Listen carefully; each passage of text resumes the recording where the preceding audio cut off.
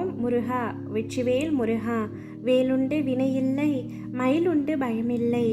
என் அன்பு தங்கமே, உனக்கான பொன்னான வாக்கைத்தான் இன்று உன் அப்பா அளிக்க வந்திருக்கின்றேன். இதை முழுமையாக கேள் தங்கமே. நீ கனவில் கூட நினைத்து பார்க்க முடியாத அளவிற்கு மிக பெரிய சந்தோஷத்தை நீ அனுபவிக்க போகின்றாய். உன் அப்பாவாகிய நான் அதை நிறைவேற்றி தருவதற்காக முடிவெடுத்து விட்டேன். இதுநாள் வரை பல விஷயங்களை உன் மனதில் நினைத்து கொண்டு என்னிடம் வந்து பிரார்த்தனை செய்திருக்கின்றாய்.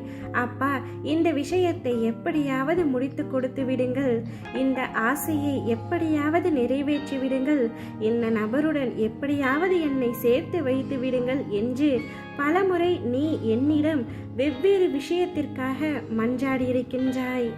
நானும் என்னுடைய பிள்ளைக்காக பல விஷயங்களை நடத்தி கொடுத்திருக்கின்றேன்.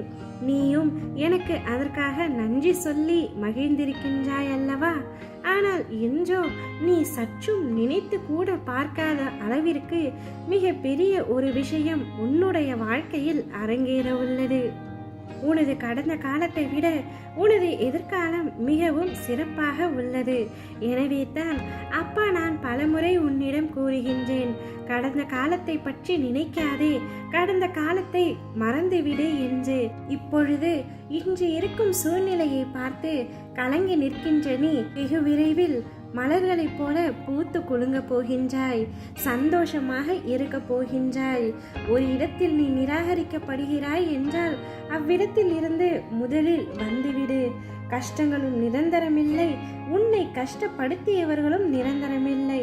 நிரந்தரம் இல்லாத இந்த உலகத்தில் காயங்களை நினைத்து இனிமேலாவது கலங்க வேண்டாம் தங்கமே.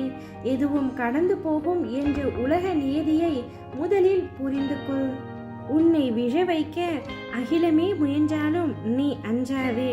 உன்னை வாழ வைக்க உன் அப்பாவாகிய நான் இருக்கின்றேன். எவ்வளவு நெருங்கிய உறவாக இருந்தாலும் உன்னுடைய பலவீனத்தை மட்டும் வெளிப்படுத்தவே கூடாது. நேரம் வந்தால் அவர்களுக்கு எதிரியாக உன்னுடைய பலவீனமே மாறி உன்னை காயப்படுத்தி விடுவார்கள். தங்கமே, உனக்கென்று ஒரு தனி திறமை உண்டு. உன்னை அடுத்தவருடன் ஒப்பிட்டு அதனை தரம் தாழ்த்தி கொள்ளாதே. உனக்கென்று உள்ள திறமை மற்றவருக்கு இருக்காது. என்றும் நீ நீயாகவே இரு. தன்னம்பிக்கையுடன் தளராமல் முயற்சி செய்து கொண்டே இரு. வாழ்வில் முன்னேற்றம் ஒரு பொழுதும் தானாக வராது. நீ முயற்சி செய்யத்தான் உன் வாழ்வில் முன்னேற்றம் வரும். சிங்கத்தின் இறைக்காக மட்டுமே மான்கள் படைக்கப்பட்டிருந்தால் அதற்கு வேகமாக ஓடும் கால்களை படைத்திருக்க மாட்டான். அதுபோல்தான் பிரச்சனைகளை கொடுக்கும் இறைவன் சமாளிக்கும் திறமையையும் கொடுத்திருக்கின்றான். துணிந்து நில், துணிந்து செல். எதையும் சமாளிக்க முடியும் என்ற நம்பிக்கையை உன்னுள் வளர்த்துக்கொள்.